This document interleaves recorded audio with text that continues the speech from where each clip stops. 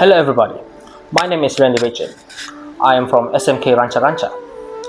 Today, I will be reviewing a book entitled I Am Malala, Here, by Malala Yousafzai and Christina Lamb.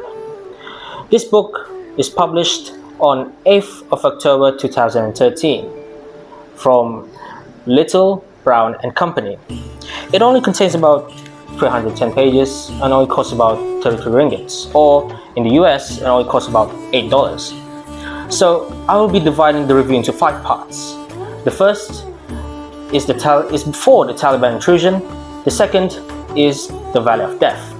Third part is really interesting because it includes 3 girls and 3 bullets.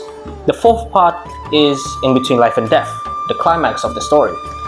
And the fifth is a second chance, or rather a second life. Now let's move deep into the story. Malala was named after Malalai of Maiwand. Her parents, however, are Ziauddin and Toor Pekai, while her brothers are Atal and Kushal. Her father was a big believer in education, which he believed that all children, including girls, are to be provided with fair and equal education. That's why her father opened the Khushal School with a partner named Naeem, but then later left due to financial difficulties. In conclusion, Malala grew up in an environment where she was encouraged to learn and always have to strive for the best. By 2006, Fazal Hayat, more commonly known as Maulana Fazlullah, began a popular Radio Mullah broadcast which advised matters such as ritual purifications and drug abstinence, but progressed into the condemnation of women, that they should stay in their own homes. So you should get what the Taliban is trying to do here. The Taliban would take something very loosely from the Quran and make it their agenda, or even manifest using God's name. So the Taliban began to make further murders, including such as Shabana, Pakistan's celebrated dancer. But the reason she was killed is because she refused to give the Taliban a traditional performance. So Malala's father, Ziauddin, was almost to be a martyr.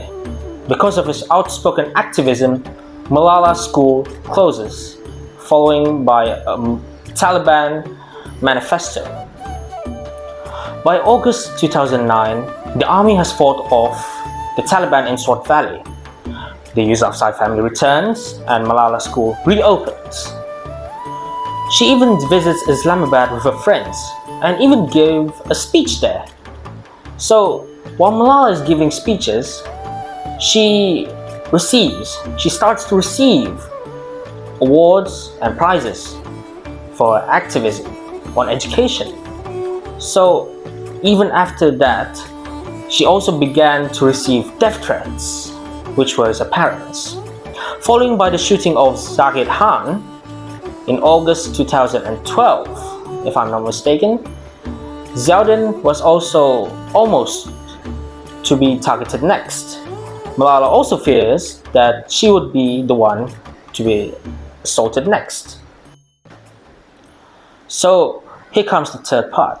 Ever since Malala is known for her education, she always revised hard before any exams because she didn't want to come in second place to Maka Ino, her rival in school.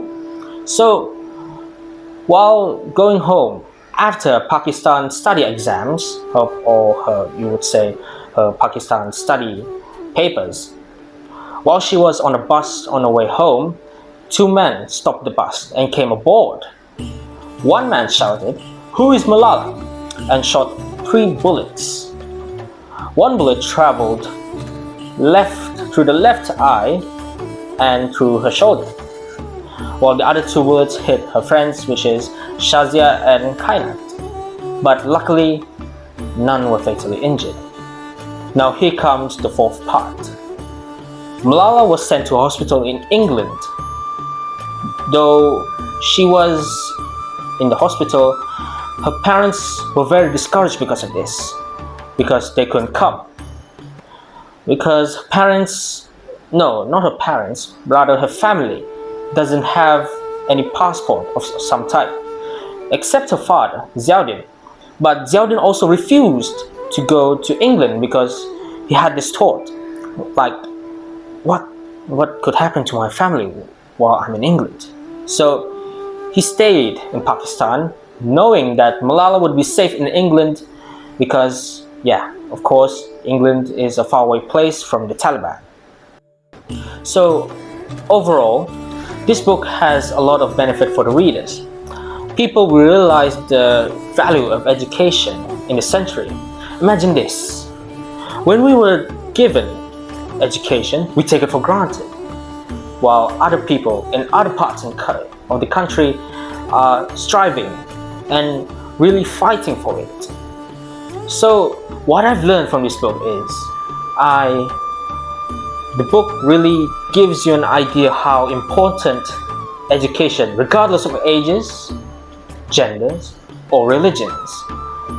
And overall, this book really can open the reader's eyes and also opened my eyes for the importance of education.